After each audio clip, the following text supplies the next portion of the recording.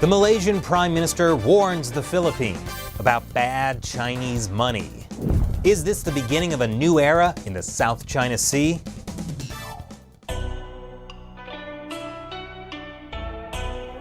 This is China Uncensored. I'm Chris Chappell. Subscribe to our YouTube channel for the latest China news and click the notification bell icon. That way, you'll get an alert each time we publish a new episode. The Philippines, one of my favorite places in Southeast Asia, mostly because of the food. Last week, Malaysian Prime Minister Mahathir made a state visit to the Philippines. We also discussed on economic matters. The trade between both countries are increasing, but they are largely in favor of Malaysia.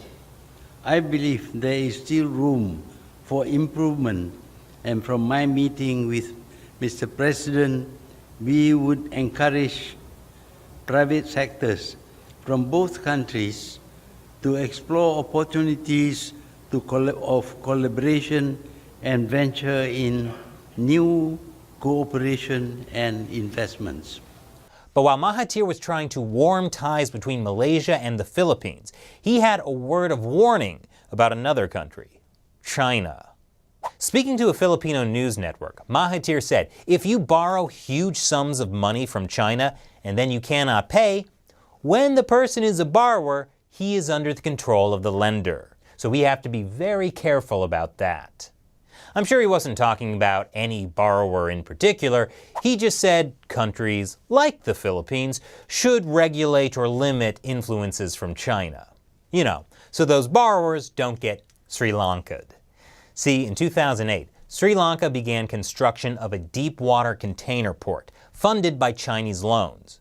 10 years later, when Sri Lanka couldn't pay the loans back, China forced Sri Lanka to give them the port on a 99-year lease. A port that could someday become an ideal naval base, to be used against no country in particular. How does Malaysian Prime Minister Mahathir know so much about the Chinese regime using debt to trap other countries into making bad deals? That is, debt trap diplomacy. Well, Malaysia was almost a victim of it. Malaysia's previous prime minister, who was massively corrupt, by the way, secured $34 billion worth of Chinese-funded infrastructure projects. Those included a Chinese state-owned company buying a 40% stake in a deep water shipping port near Kuantan. The Chinese Communist Party does love its ports. It was going to be a key part of the Chinese Communist Party's Belt and Road Initiative. That's a global network of trade routes and infrastructure projects that China is creating and that basically drive debt trap diplomacy. Or as Chinese state-run media likes to call it, win-win cooperation. Because no matter what happens, China wins.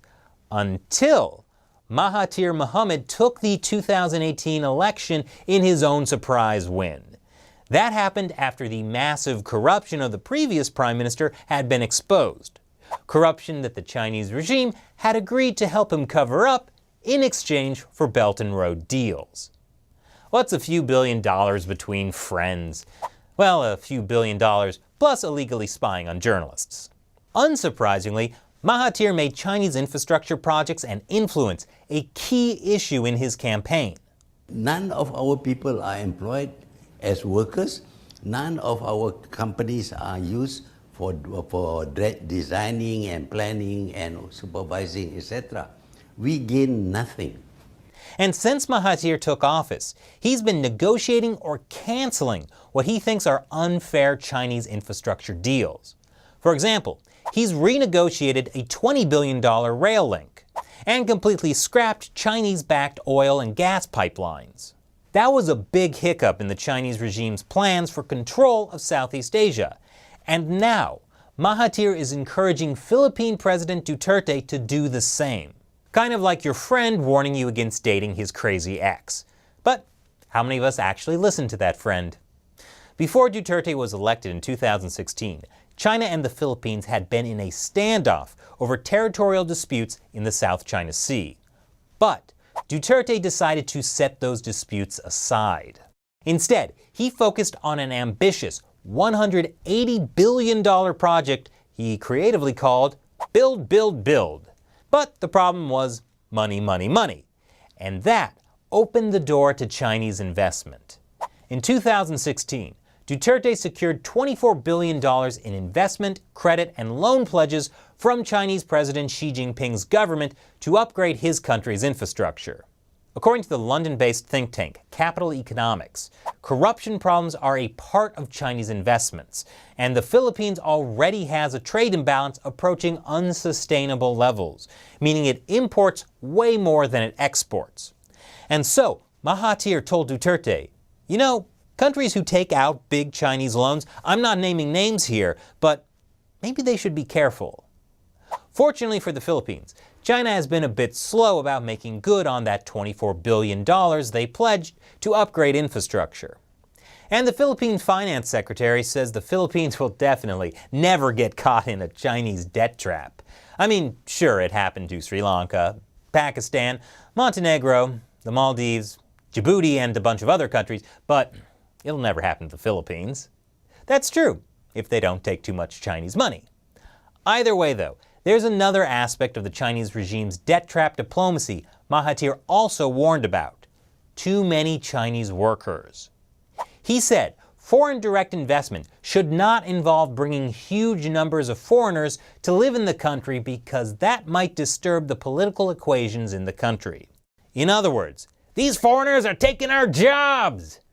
Somehow it sounds so different coming out of the mouth of a 93-year-old doctor. Since Duterte took office in 2016, somewhere between 200,000 and 300,000 Chinese workers have come to the Philippines. The population has basically tripled. Chinese nationals now get more than half the working visas granted by the Philippines, and the majority of special work permits. And a lot of them work in online casinos, which is a very interesting career choice. Plus, a lot of Chinese workers are in the Philippines illegally. Recently, the government has been conducting mass raids. And Mahathir said if huge numbers of any foreigners come to live and stay in the country, or even to influence the economy, then you have to do some rethinking, whether it is good or bad, or the limits that we have to impose on them. You know, any foreigners, not from any country in particular. But for China, Mahathir threw a major wrench in the communist regime's plan to use debt trap diplomacy in Malaysia. And if he's now becoming a rallying point for other Southeast Asian nations to abandon China's version of so-called win-win cooperation, it might just become a lose-lose scenario for the Chinese Communist Party, which I'm torn about because I don't believe in no-win scenarios. But Mahathir didn't stop at economics. He also called out China's territorial claims in the South China Sea.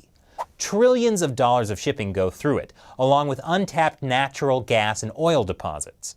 China claims basically all of it. Obviously, that competes with claims by both the Philippines and Malaysia. As I've said, Duterte has mostly backed down, even though the Philippines had the strongest claim after a ruling from The Hague rejected China's claim in favor of theirs. But while Mahathir was in the Philippines, he said China should define its so-called ownership of the South China Sea, while also saying he'd be totally fine with China's claims as long as they basically take no action on them. But somehow I don't imagine the Chinese Communist Party will be too agreeable about owning something without controlling it. They're not great at letting go. Just ask Hong Kong. So, what do you think of Mahathir's message to the Philippines? Leave your comments below. And before you go, now is the time I answer a question from a member of the China Uncensored 50 Cent Army, fans who support the show with $1 or more per episode on the crowdfunding website Patreon. Sir Wilfred of Ivanhoe asks, China's working age population has already peaked and is expected to fall by 23% by 2050. Why did it take so long for the CCP to ditch its one-child policy when the long-term devastating effects it would have on China's economy and ambitions as a world power have been obvious for some time now? Very good question, Sir Wilfred, which is definitely your actual name. So, on the surface, the one-child policy was about making sure China's population didn't grow too fast. But birth rates were already falling before it even started. So, why have the one-child policy in the first place? Because underneath, there were even more benefits to implementing a policy of massive top-down control. The one-child policy gave the party an excuse to put a whole new level of monitoring into place. employers were literally required to monitor women's menstruation. As you can imagine, that level of bureaucracy created a lot of jobs. Plus, local officials could make a lot of money off fining people who violated the policy. Like, you didn't register with the authorities before getting pregnant?